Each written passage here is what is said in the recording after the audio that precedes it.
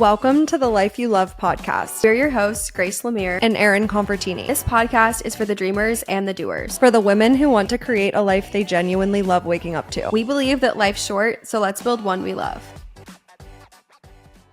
On the podcast, we have so many episodes about building your personal brand online. Social media really is becoming the norm, for better or for worse, for putting yourself out there and getting exactly what you want out of life. Brand partnerships are a little bit of a taboo subject in the world of social media, and everyone is so curious about them. So no matter if you're a current or aspiring creator, or if you're just genuinely curious as to what this all looks like, we're pulling back the curtain and answering all of your questions. I feel like we say this so often, but I'm actually really excited for this episode because, like you said, it is such a taboo subject and a lot of people are kind of afraid to talk about it for various reasons. But this is really going to be an open and honest chat where we're spilling some of the beans. We're giving some spicy details. Yeah, and I think the reason why it's a little bit of a taboo subject or people are just confused about them in general is because, one, they're relatively new. Like, if you really think about it, TikTok wasn't really around in the influencing sphere until after COVID. So it's only been a couple of years. Instagram Reels weren't out until like 2022. And then YouTube has obviously been around for a really long time, but that was really the only platform where brand partnerships were even a thing. And I feel like for YouTubers, you can monetize off of views and things like that. So I don't even know, I'm obviously not a YouTuber, so I don't even know how big of a play brand partnerships were in the YouTube space. So this has only been really a couple of years that we've seen this industry kind of blow up and people start to make a really good amount of money off of working with brands. So that's the reason why people kind of don't know what's going on. And if you're an aspiring creator, or maybe you're starting to get to a point where you're like, I have a decent amount of followers and maybe I could potentially start working with brands, you kind of don't know where to start and you don't know what your next play is. So we have a couple of questions here that we get very frequently about brand partnerships that we want to answer in this episode. And the first one is, why are some creators more appealing to brands than others? I feel like, okay, there's different layers to this, and we're going to kind of like break down each of those. But brands work with creators for two primary reasons. They want to reach your audience, like, so the people that you have. So if you have a community built around a specific thing and brands want to reach that specific community, they'll work with you. Or because they think that you're capable of creating some sort of video that is what they want, which we'll talk about a little bit more when it comes to some of the pay transparency stuff. But a brand sometimes will work with you because they want to boost a video or put ad spend behind that video to then put that video in front of a specific population. For example, I have worked with 1-800-CONTACTS multiple times now, and it's on videos that sometimes I think they've whitelisted one. That's what it's called, whitelisting or allow listing, when the video goes up on your page. But it doesn't go up on, well, no, it goes up on your page and then they boost it from there. And there's one that's called dark posting, where you'll post the video and it goes up as into what's called ads only, and then the brand can boost it there. So it would never go up on my main page. It would go up kind of just like in the background and they get to boost it. So sometimes a brand like 1-800-CONTACTS will come to me and hire me to make a piece of ad creative that they can use in an ad because they've seen that I can create something that looks like that.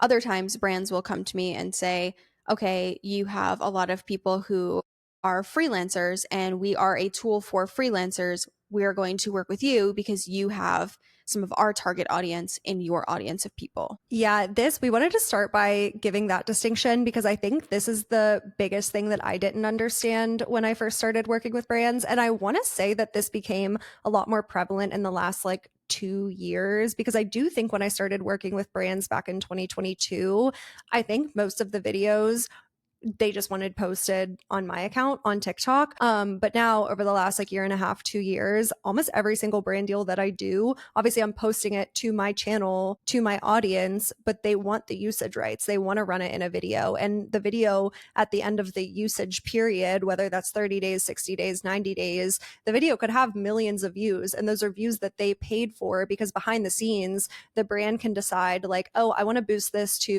only females between the ages of 18 to 24 in the US. Like if that's their target audience, they can do that all behind the scenes and run that ad with your ad creative. And if you really think about it, like even though influencer marketing is kind of a new-ish field, brands have been running ad creatives for years and years and years. It's just on different mediums. Before social media was as big as it was primarily on like TV or radio ads or billboards in your cities. But now brands are running marketing campaigns through social media. And instead of hiring a $40,000 creative team that's going to shoot something in studio that's not going to look very real life, they're hiring a content creator who has proven through their social media channels that they can make an ad creative that looks like what they're looking for. So they hire them and pay them instead to do the entire creative direction, put the ad together, and then they want to boost it behind the scenes. Two notes here. One, the term usage basically just when you work with a brand and you grant them what's called usage rights, that means that you're giving them permission to use that ad or that video, the piece that you create, or a photo or whatever you've created for them. You're giving them permission to use it, typically in some form of paid media. So for example, when I work with 1-800, they sent me a plushie of their mascot and it's literally across my living room right now. And so it's just like I keep thinking about it. But when I work with 1-800 contacts, I create a video for them and then they get usage rights. So I'm saying, yes, for this specific period of time, I'm charging them extra to do this because they're going to use my piece of ad creative to make money and gain customers for their brand. That's the goal. I say, okay, for this period of time, I'm going to grant you usage rights, meaning you have permission to use my video in ads for this period of time. There are other types of things you can grant usage for. We were just talking about this before we hopped on. I'm working on a campaign that is called an out of home campaign, meaning that I'm giving the brand usage rights to use my video on airplanes. In like a little thing, when you go to log on to in-flight Wi-Fi, you'll see my video promoting this book that it is. So there's different types of it, but that's what it means by usage. And also to your point of this has been, brands have spent money on ads for years and years and years. And I mean, you can look all the way back to people booking slots in newspapers and putting ads in there. But now what they're finding with consumer behavior is consumers want to buy from people that they like, know, and trust, or people that look like them. So you're, as a consumer, like I am more likely probably to buy a skirt, let's say a Princess Polly skirt, if I see Erin posted it in her video and Erin's talking about styling it. And I'm like, oh my gosh, that's so cute, because Erin is the same age as me. We like have similar sense of style. You know, maybe we live in similar areas or whatever, versus if I'm driving on the highway and I see a billboard with the skirt, it's like, okay. And also young people, which a lot of these, I mean, everyone is on social media, but young people are on social media all the time. There's the opportunity to share videos, save videos, favorite videos, engage with the videos that they're seeing. So for a brand, what makes more sense? Like if I am on social media and I save Erin's video talking about that Princess Polly skirt, I might go back to it, versus once I go by that, I drive by the billboard, I'm not going to go home necessarily and Google for this skirt. It just makes more sense when we think about consumer behavior today. And I think that's why brands invest so much into influencer marketing. And it's also cheaper. Like we are going to talk in a section here about pay transparency and like industry standards for pricing and all of that. But when you and it sounds like a big number, right? If you're talking about thousands of dollars for an ad creative that's being posted onto your social media channel and the brand is using the video in an ad for 30 days, it sounds like a lot. But when you're thinking of comparing that to when a brand used to do all of the in-house ad creatives themselves and have to hire an actress to be in the video and hire a creative director and rent out a studio and have professional equipment, like it is way cheaper for them to do it this way too, and way more organic, back to the point that you were making. The second layer of this is, and I think this is another reason why it's very nuanced as to why certain creators get lots of brand deals, and then there's some creators that have 1 million followers that can't really figure out how to strategically work with brands. And I think the biggest reason for that is brands have to be able to envision their product organically in your existing content. Whether the brand's goal is to strictly post a video on your page and push it to your audience, or whether their goal is to run your video as an ad, they need to be able to say, okay, my product is this piece of software that does X, Y, and Z for whoever. If they can't see and envision within your already existing content on your page that their software would be able to like look really good on your computer in a certain video or whatever it may be, they're going to go find a creator that they have already seen that on their page. Like they don't want to guess whether or not you're going to be able to put together a good creative. For example, I started landing a lot more brand partnerships when I switched up my content style. For the first probably like six to 12 months of me posting on TikTok, actually probably longer than that, 12 to 18 months, I was strictly a talking head. Like every single one of my videos, I was talking to camera. You only saw from my chest up.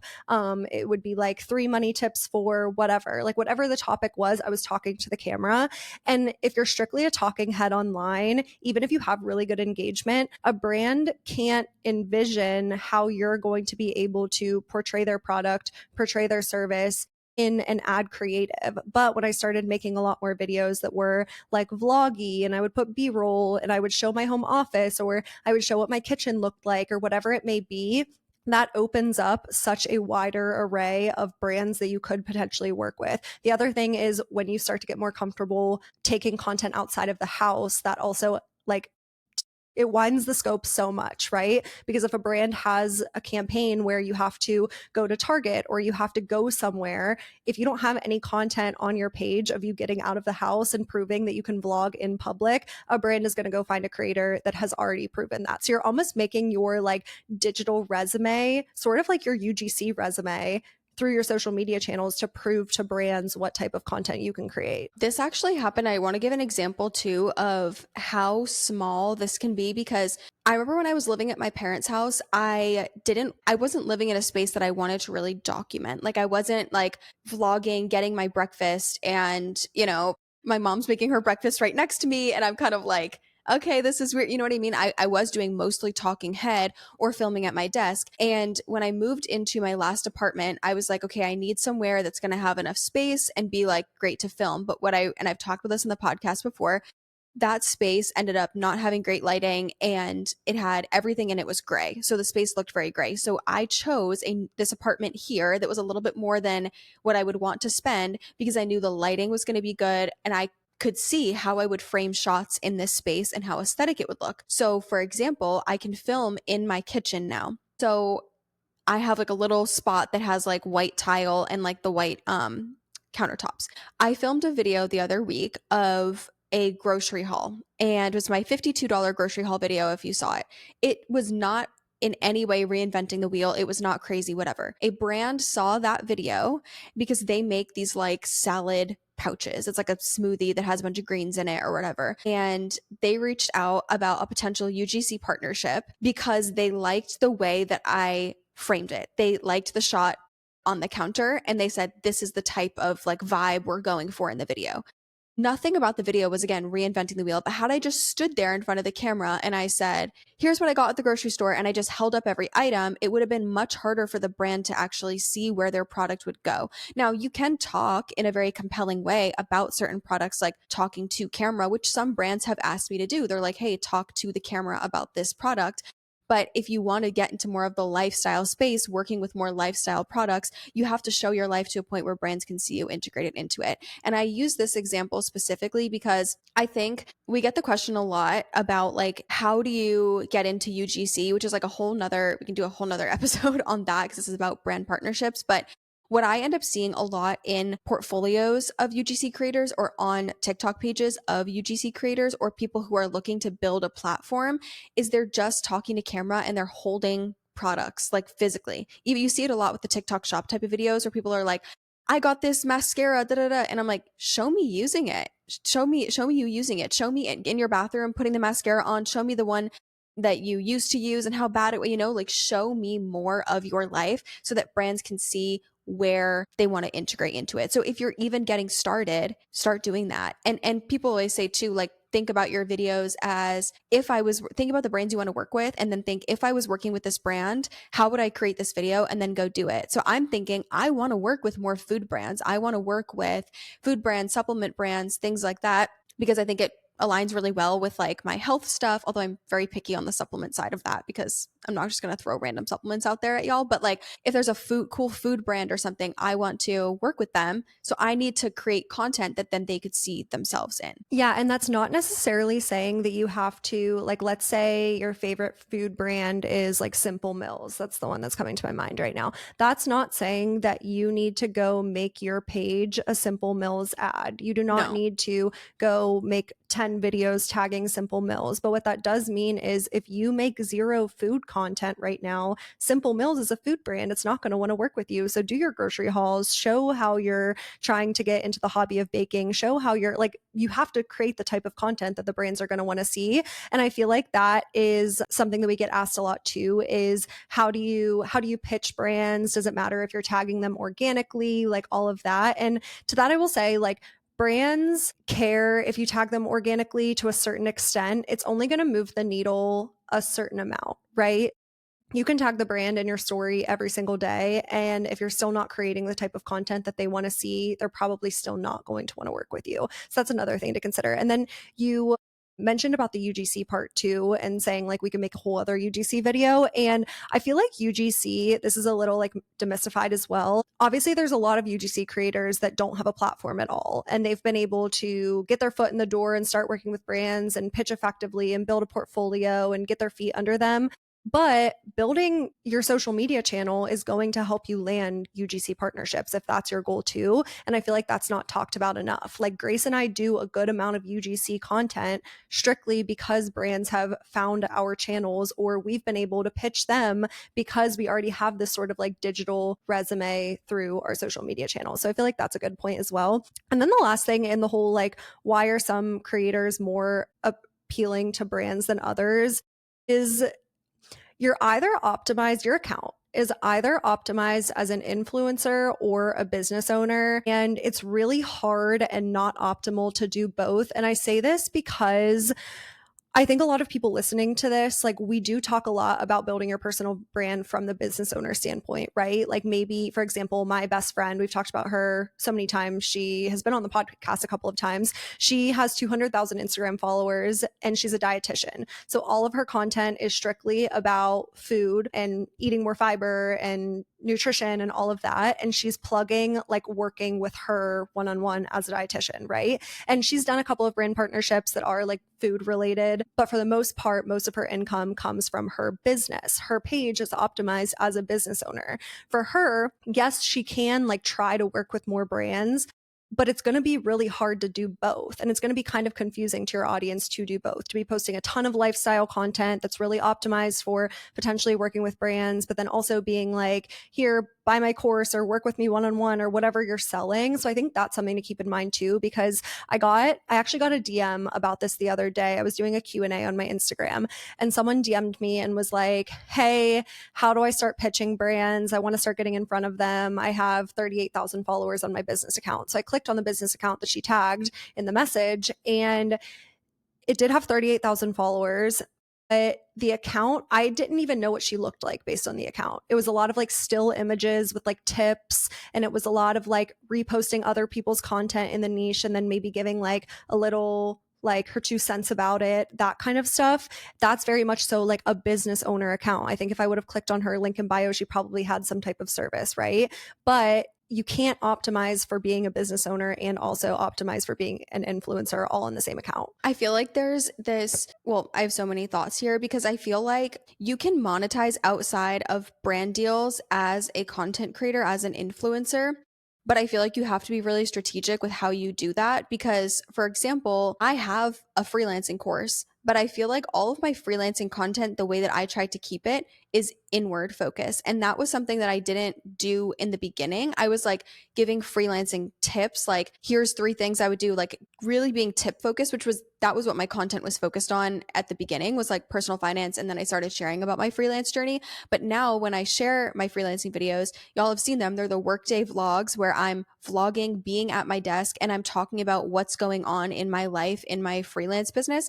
And I'm sharing things that I'm learning. Or I just filmed a video that was like, I had 5 inbounds come in the last like 3 weeks. here's where they all came from and like how these clients all found me. I'm not saying like go do this, whatever. If you want the go do this, go get my freelancing course. Like I have it there available because people would ask me all the time and still to this day are like, hey, can I book a call with you? Do you offer one-on-one calls? Do you do mentoring? Do you do whatever? And I'm like, no, like I don't have time to do that, but I want to help people create freelance businesses if I can. So like I just have a paid container where you can do that, but I'm not going to be like dishing out tips because then that would position me more as a coach. And I have experimented with this. And some of y'all, like I did a cohort program earlier this year. And I felt like in order to sell spots to that, which I did basically sell it out, I sold one less than what I wanted to, one less than my goal. And it was a great container. And I think people got a lot out of it. People who really like invested their time and energy and effort into the cohort, I think got out what they put in. But I think in order to sell something like that, you have to position yourself more as a coach or someone who's going to guide people through a certain experience because it also was higher ticket. It was like $800 per person. And it was 6 weeks. So it's a longer thing. It makes sense to be a higher ticket program, but you have to position yourself more as a coach. And the thing is when you start to do that, it's a very, very, very fine line to be able to walk the line of coach and influencer. And personally, as I've experimented with like, what do I want to offer? What kind of like impact do I want to have? How do I want to serve people? I've found it very difficult to walk on that line because it's literally like walking a tightrope that's the size of a thread. Like it's very, very, very small. So I think if you want to monetize outside of brand deals, which I think is very wise as a creator and I think you should absolutely do. I feel like and you want to keep the influencer angle and be available to brands, I think the products that you offer are going to naturally be lower ticket or courses that are again lower ticket. My course is $497. That's still considered a fairly low price for everything that it offers, but you're going to be promoting those things through inward content. And by inward content I mean sharing your experience rather than sharing like here's 3 tips to do this thing. I think last thing I'll say on this is I think that, and I know because I know people who are in this boat, there are a lot of people that position themselves as not even they're neither, I don't want to say they're neither an influencer or a coach, but like they're kind of in this weird gray area where the people who are coaches, which I've learned this also through the business coaching program that I'm in, because a lot of the people in that space are coaches. And so their content, the way that they go about it is there's a whole different marketing strategy when you're a coach and you're bringing people down the funnel and you're selling them into your high ticket programs and stuff. It is very different. And you're doing mostly content that is talking head, positioning yourself as a person of authority. Then there are the influencers who are creating content that shares their life, kind of how we are, and that is appealing to brands. And then there's this middle ground people who create a lot of talking head content that doesn't really bring you into their life. It's like those 30-second videos that are like a random hot take or a random opinion or the oh my gosh, did y'all see this thing on Bachelor in Paradise last night? That was crazy. And then the video just ends and it's like, okay, you're giving people a good laugh or some sort of quick piece of advice, but you're not going deeper and you're only it's one format. Your content all looks exactly the same. That's fine. You can build a platform on that, but that's hard for brands to see themselves integrated into. And depending on the topic of what you're talking about, it's going to be difficult to sell a digital product too. And I see a lot of people fall into that trap and then say, well, why don't brands want to work with me? It's brands don't know you, but your audience also doesn't know you. So now they don't want to buy from you either. So there has to be a balance. And it is really this like kind of like puzzle and it's ever evolving to keep yourself positioned as an influencer while also not depending solely on brand deals. 100%. That is such a good point of that middle ground of you, if you're sharing a lot of talking head content that is kind of like about random things, like maybe you're really funny and you like can get a lot of views because your personality is really great in them. But if you look at your channel, people don't know anything about you. It's also going to be hard for people to buy into that journey and actually hit that follow button, right? Because like think about how you scroll on social media, whether it be TikTok or Instagram. You could scroll through a video and think it's really funny, be really entertained, maybe send it to a friend. But what makes you actually be like, no, I want to follow that person? And it's always the inward content sharing something about their life. It's like, no, I'm bought into your lifestyle. I want to know more about you. So I want you to consistently show up on my page every single day. So that is a really good point. Let's move into more of like the how to pitch brands as an aspiring creator, because this is probably one of my most frequently asked questions. People will come to me and say, like, I want to start posting on social media, or I've started posting, like, how do I get in front of brands, right? And to that, I will say, I think this is a little bit of a taboo subject as well. Not a lot of people talk about, but most of my deals, like over 90% of my deals, are inbound, meaning the brand emails us being myself and my management team. And that's very standard across the industry. Every single creator I've ever talked to, most of their deals are inbound, meaning that yes, pitching is like part of our strategy. Ideally, we do want to see like 10 to 15% of our deals being outbound. However, it's not actually the most optimal. And especially at the beginning, you are so much better served spending all of your time dedicated to making really great content than you are about pitching brands and getting in front of brands, because it's not optimal. And one of the biggest reasons why it's not super optimal to be pitching brands is because 99% of the time you have no idea who you're pitching to. So it's very standard, especially for bigger brands, to outsource their marketing campaigns. So for example, like one of my dream brands is Macy's. I've like had that I used to work at Macy's. I like love Macy's. That's like one of my dream brands, right? Never worked with them. If I go DM Macy's on Instagram, maybe I get a response back. Maybe they send me like a little like influencer at Macy's.com email to like follow up with, right? All of Macy's campaigns, if I had to guess, they outsource to a marketing agency. So there's a ton of different marketing agencies. Brands will go to them, pay them to find creators, run the ad campaigns, like manage the logistics of it. And then the marketing agencies are the ones sourcing those creators and DMing, or not DMing, but emailing influencers like Grace and I to say, like, hey, we have a campaign. Would you like to work with us, basically? So if you go DM Macy's, Macy's isn't the one handling the campaign, and you have no idea who they're working with on that campaign. So I feel like when it comes to pitching for brands, I would rather take that time and go funnel it into making really great content. But then once you do start to get momentum with brand partnerships, it's way more important to focus on, one, making sure you're like really crushing every single brand video that you do. Like put a lot of effort into your brand partnerships, because repeat brand partnerships is going to be the best way to go. And then second of all, making sure that that marketing agency has a really good experience with you, because if they go source a campaign for Macy's and you do a really good job, you're really easy to work with, you're really nice to them, you submit things on time, well then right after that Macy's campaign, they might be sourcing for another brand that fits well with your content. And then they're going to come back to you because it was really easy to work with you. So those are like a couple things to consider when it comes to pitching. I also think too with pitching is, you, like you said, you can sit there and DM, these people on social media and you might not even get anywhere. I know a lot of people, which is something that I tried for a while, but honestly, it was never fruitful. And I think a lot of creators expect pitching to be fruitful. And I think we just need to be very serious that like, it's just not that successful. Like unless you have some sort of super unique edge and you're pitching to brands that are so uniquely aligned, like I just don't think it is worth the time. But what I used to do, and what I know a lot of other creators would do as well, is there's a website called hunter.io, I think is what it's called. You can insert like you can go to LinkedIn, find the person, like let's say I find the marketing person at Macy's, I get their first and last name, I go plug it into hunter.io, and it will spit out what their email at Macy's might be based on the naming conventions that these companies use. So if Macy's, I don't know anything about Macy's, but like let's say their email structure with all their employees' names was like first initial last name. So G Lemire at Macy's.com or whatever.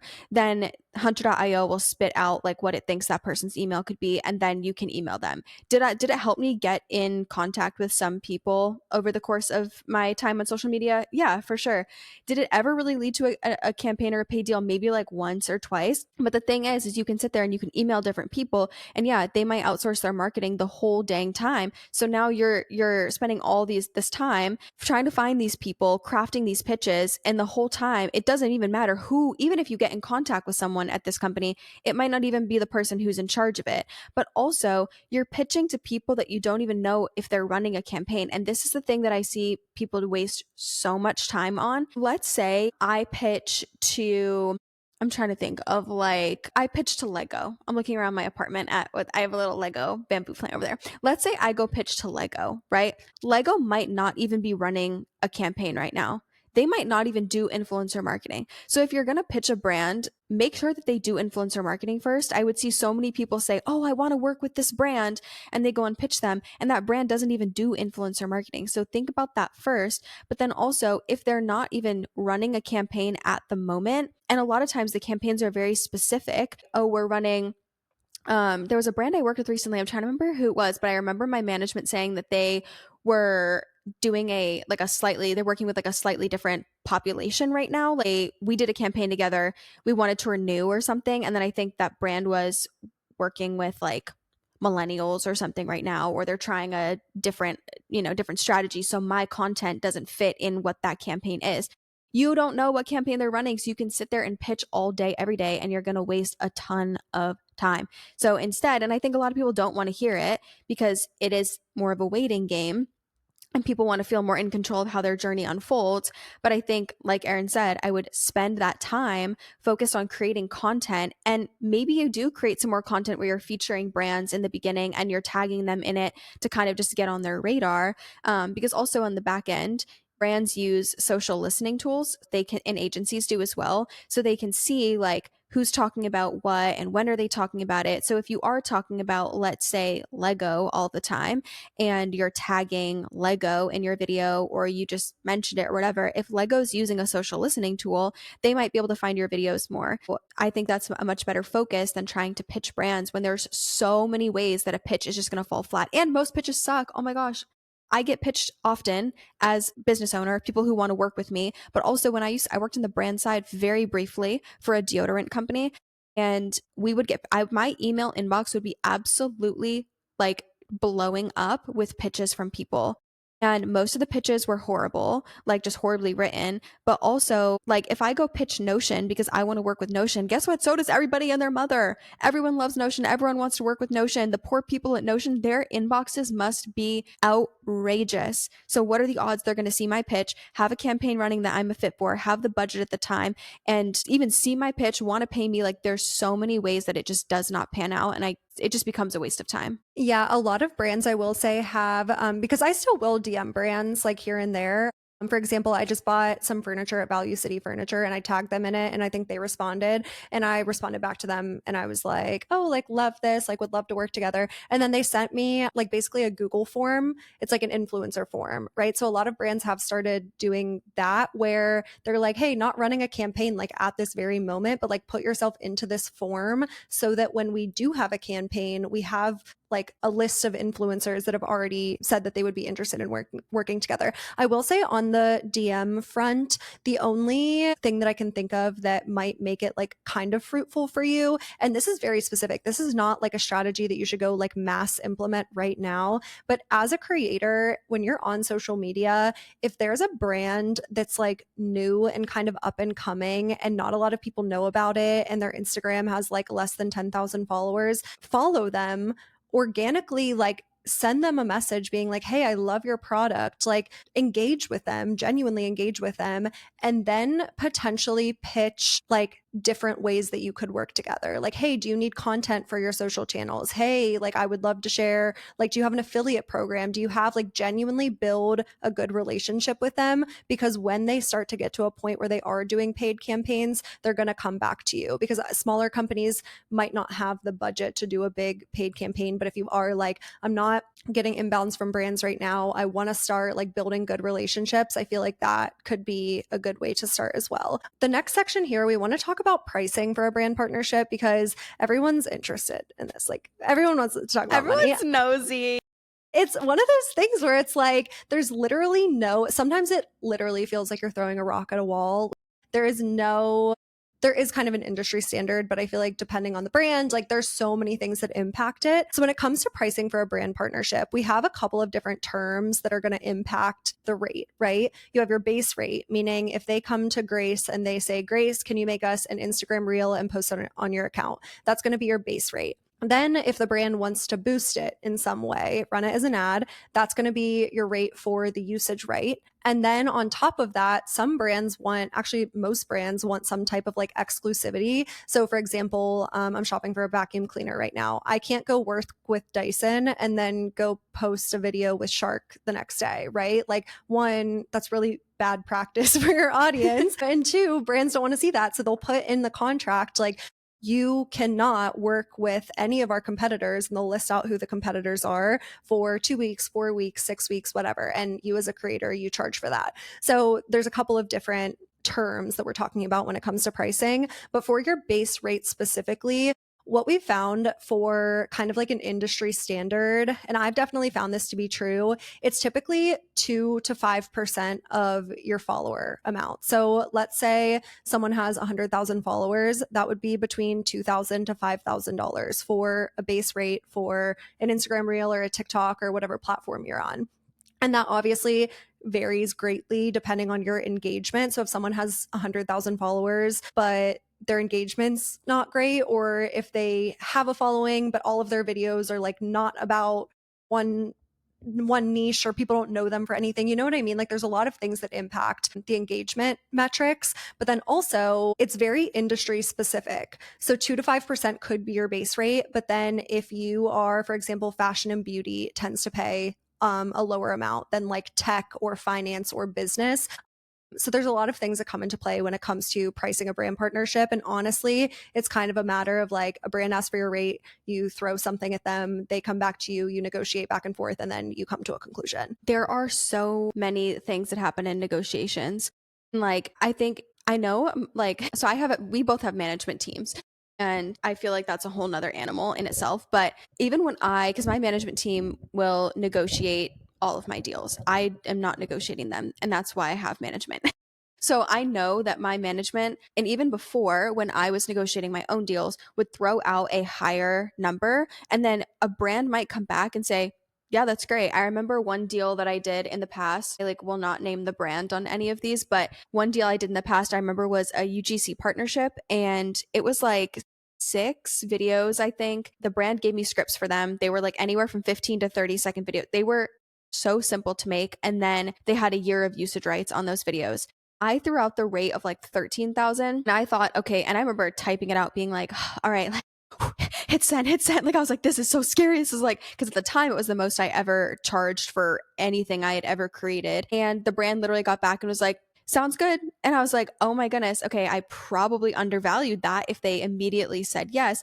But other times I'll throw out a rate like that. I could throw out a rate for a brand that's $2,000, and a brand could be like, hey, our budget is here, or hey, could we make this work, or whatever. There's almost always a negotiation that is going on, and you're like moving around the deliverables, is what you call the video or the product that you're creating. There's always like little shifts in deliverables. It might be like, okay, well, the brand, my rate for something is 4,000, but the brand has a budget of 2,000, and they really want to have usage rights on this video in paid ads for 6 months. But hey, look, your budget's $2,000, so you're not going to be getting 6 months of usage. Let's be very serious. So what about if we do 2 months or something? And then the brand might agree to that. So there's almost always some sort of back and forth and negotiation before you actually close on that deal. So you can have a base rate in mind, but that doesn't mean you're always getting that base rate for that video. 100%. And when it comes to the usage rights, how that typically works is you have your base rate, and then your fee for usage rights is typically a percentage of your base rate for every 30 days. So I think with my management team, because I also have management that negotiates on my behalf, and how the management works is basically they do all of like the negotiations, contracts, invoicing, all of that, and then they take 20% off of the top of everything that we make, so they pay us the remaining 80%. But when it comes to usage rights, I think they do like 20% of my base rate. And basically, like that number, again, we might not get that, but it gives the brand a good outline of where your number is coming from. So let's say a brand came in and they were like, okay, we want one Instagram reel, 30 days of usage, and 4 weeks of exclusivity. My manager might say, okay, her base rate is $4,000. She charges 20% of the base rate for usage rights, $800. $800. And then exclusivity, she might charge another like $2,000 depending on how many brands are included or how long the exclusivity is or whatever it may be. So the usage rights can honestly add up a lot. There are a lot of brands that are like, no, we want the rights to run this as an ad for an extended period of time. The other thing on usage rights is a brand might come back after the fact and add on usage rights. I've had a lot of brands put clauses in the contract where they will be like, okay, we don't need usage right now, but if after you post it, we decide we want usage, it'll be like $1,000 a month or whatever it may be. And I have had a lot of brands come back and add on additional usage after the fact, which is really great because then at that point, it's really just passive income. I want to add too on the exclusivity part, like clarifying, because I don't know if we really clarified what it means, and but like again, let's use the Dyson example or the Shark example. I've actually worked with Shark before. It was really cool. They were an amazing team. Let's say I work with Shark on something, and then, like, again, I'm not going to work with Dyson the week after and promote Dyson because then it's like, hey, well, did you really like Shark or what? But the reason why that also adds so much to the deal is, for example, I had a deal recently that there was exclusivity around the product. I'm not going to give away what the product is, so I'm like trying to be vague, but there was exclusivity around, okay, you can't work with these specific products for like, it was like 6 months afterwards. So that's a long time, right? However, there's a list of brands that I could not work with that they deemed were too similar to the brand in question that I was going to be working with. However, looking at the list of 10 brands, let's say, I had never even heard of 8 of them and I didn't use the other 2. So I was like, okay, this isn't really an issue for me. And I really wanted to work with this brand. So I'm like, that's totally fine. However, there in the past was a financial product where there was exclusivity and I couldn't work with other brands. One of the brands on that list of exclusivity partners was a dream brand of mine. And I love both of the products. Like both products that I was looking at were amazing, but one was a dream brand. So I'm like, okay, if I'm going to sign this agreement to work with this financial brand and I'm going to agree to this exclusivity, that means that let's say after I sign this, this other brand comes along and wants to work with me, I now have to say no. So the amount that you charge to be exclusive to the brand that you're going to work with has to be enough to cover what you may lose in other opportunities by agreeing to be exclusive. And so the longer, like if a brand wants me to have exclusivity for 6 months, it's going to cost you a pretty penny because I'm now going to have to say no to a bunch of other opportunities. This also happened recently with a tool that I was working with had exclusivity. Luckily, I'm not even joking, after I signed the contract, a literal dream brand came along right after. And I was like, you've actually got to be joking me, because I had said to my manager the week prior, I'm like, what are the odds that like this dream brand comes along? Well, they came along literally right after. And luckily that dream brand was able to push the campaign back a month so that I was in the clear from the exclusivity agreement I had just like signed or whatever. But it's a play as an influencer to be like, okay, yes, I might get paid more for this, but I need to make sure that I'm getting paid enough to where if I have to say no to a brand that comes along, I'm now not taking a big L because I'm declining an opportunity to make money, if that makes sense. No, it totally makes sense. And I think that the other thing about exclusivity is obviously you're doing what's best for your audience too, right? So there is a lot of inherent exclusivity that comes with brand partnerships, even if they don't put it in the clause. And that is something that you have to think about whenever you decide to take a brand partnership. For example, I don't know if I've ever done a campaign working with like an investment app, right? I worked with Charles Schwab a couple of years ago and I literally have a Charles Schwab account. Like that's where a lot of my investments are. But I haven't done an investment campaign in a really long time, even though I have gotten inbounds for investment apps because there's a lot of inherent exclusivity with that. Like I'm not going to go do a campaign with one investment app and then turn around and be like, okay, well, even though that app is great because most brokerage accounts are literally the same. They all do the exact same thing. The UI is a little bit different, but like they all do the same thing. But I'm not going to turn around and then go talk about another one, right? So it's kind of like you're almost like saving that category for like the dream brand in that category. So that is something to think about as an influencer too. And then just kind of last, we want to chat about like going into this with the right intentions, right? Because at the end of the day, like influencing is a long term play. We talk about this with the podcast all the time too. Like it is a long term play. And I think if you're starting a social media channel being like, I want to start getting brand partnerships and I want to start making money off of brand partnerships on my account, you're going to burn out, I think, before you get there. Like there really has to be this ramp up period of like genuinely building an audience that's like getting value from your content, whether that be educational value or entertainment, showing your lifestyle, they relate to you. Like you're genuinely building a community before you start almost like putting ad slots into your content. Cause that's essentially what it is. Like if you're looking at your content calendar and there's 30 days in a month, like, yes, you can post twice in a day, but like that's besides the point. Let's say 30 pieces of content. You're probably only going to have like 2, maybe 3 ad slots in there that are going in. So it's like you're really having to get to a point where your community is willing to have those ad slots before it can make sense for you to start monetizing. I think too, with any business, whether it's becoming a content creator, whether it's if you want to start doing TikTok shop, if you want to be a freelancer, whatever it is, going into it hoping to like get rich quick and just like make it overnight is, yeah, such a wrong mindset to go into it with. Because even thinking about when I first started freelancing, I think my very first month, I think I might have made like $1,200 or something because I landed networked a lot and I landed a client pretty quickly after I started because of the networking that I had done. But I literally made, I think it was like $1,200, and that was like before taxes. So like I think after tax, it's like $800 or something. In a month. And I was working Instacart at the same time because I knew I needed to make enough money to stay afloat, but I didn't hit a point where I was making a 9, 10, $15,000 month in freelancing my first month in. Like that doesn't happen. And same thing on social media, coming into it thinking, oh, I'm going to post videos for 1 month and start to land brand deals. You are going to be so sad at the end of that first month because I don't think I got my first brand deal until I was like 5 or 6 months in, and the brand, it was $100. I made $100 and they paid me in 2 installments of $50.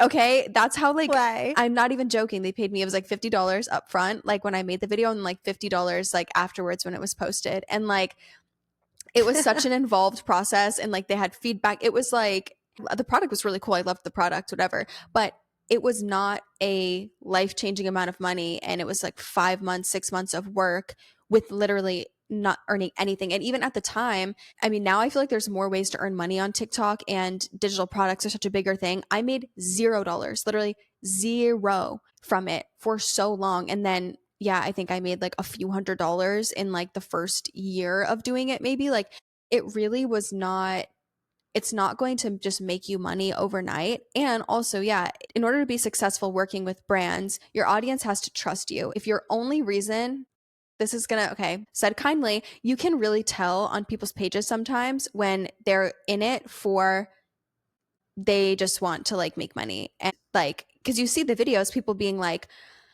why do you guys not engage with my content? I saw a video the other day, someone said or like a post where someone was like, you know, all of you watching my content, like to the people who watch till the end, love you. To the other people, like, why are you here? Unfollow me. Da da da. To people who, because their retention rate drops significantly after the first 5 seconds. I'm like, okay, what are you here for? Are you Yeah. here to create stuff that's meaningful to your audience? Because then your retention rate on your video is a sign that you're not creating something that people want to watch. And that's a harsh reality. I like some of my own content sometimes, and I'm like, yep, people did not like that one. All right, let me get back in the lab, rethink of the hook. How can I create more value for people, whatever. But if you're only in it for some sort of self-serving thing, it's going to get really exhausting really fast because you don't have a strong why. And if you're only there to make money, yeah, you're going to burn out in 5 seconds because like it's going to take you a while to build to make a significant amount of money from social media. So come into it with some sort of bigger why. And even if your why is as simple as like, I just want to show people my life and just bring a smile to people's face. Okay, that's cool. But then give it some time to evolve. Totally. And even if your why is a little bit selfish, I think that's okay. And what I mean by Yeah. that is like you can start on social media strictly because you want a creative outlet. That was literally why I started. I wanted a creative outlet to talk about a topic that I was passionate about because I didn't have anyone in my personal life to talk about it with. And that's a selfish why, and that's okay. And naturally, I like found a community of people who kind of felt the same way and felt like they had a little circle like online of people who wanted to talk about the same things too. Like it's okay if your why is a little bit selfish. It doesn't have to be this grand like I need to give everybody like X, Y, and Z tips every single day on my social media channels. But I think just going into it with like a genuine intention of like, I'm doing this because I love it, because it's cool, because I've always been interested in social media and I see people like doing what I want to do. And I just want to, I owe it to myself to go after it. Like that's okay too.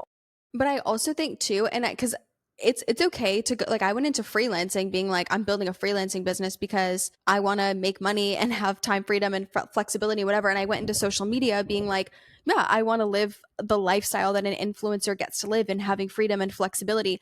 But I'm going to do that by providing value in some way. And again, it doesn't have to be, the value doesn't have to be, money tips every single day or whatever. It can be, there are content creators I follow, like Ken Urich is one. I know some people don't like her or whatever, but she's just like funny. Like her content, the value she provides is a good laugh. Like I am always laughing. There's Jenna Palick, who like she provides, like she's fashion, she's beauty, she talks about business stuff. There are other creators that just talk about reality TV, and I'm like, cool, they keep me in the loop of what's going on, whatever. But I think there's this misalignment of sometimes people showing up just wanting to make money so bad that they forget you actually have to provide value in exchange for your audience, some sort of value for your audience to care enough about you to want to follow and engage with you. And so just showing up and spinning around in a circle and then being like, why do people not follow me? Like, why can't I land a brand deal is not going to work. It's okay to say, I want to do this because I want to have a business, but I'm going to start social media because I want to have a business, and I'm going to do that by what? How are you creating value to where people are like, yeah, I want to follow them back, because that's how you're going to start to grow your platform, and then brands are going to see you and want to work with you from there. 100%. I think that brings us to the end of this episode. We chatted about this for so long, but I feel like this is a topic, and just like personal brand stuff, I feel like are topics that we can chat about for hours. And you guys seem to love these episodes too. So if